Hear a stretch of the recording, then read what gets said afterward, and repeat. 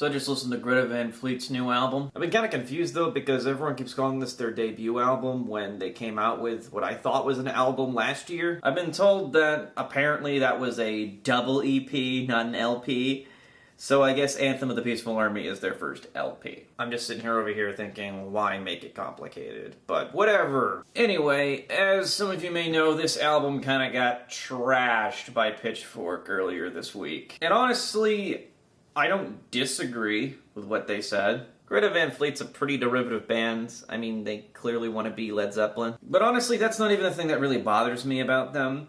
What bothers me is this idea that they are the saviors of rock and roll. When I was 14, maybe I needed a band to save rock and roll, but I don't anymore.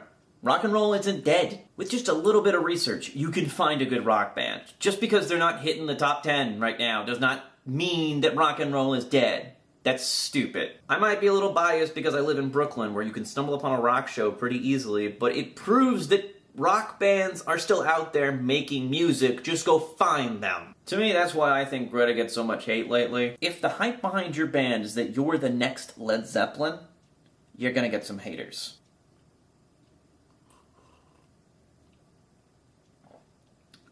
Good temperature now. With all that said, the album is still pretty good. All I'll say is the double EP from last year had way more standout songs. I remember being very impressed by Black Smoke Rising, Highway Tune, and Flower something... Hang on.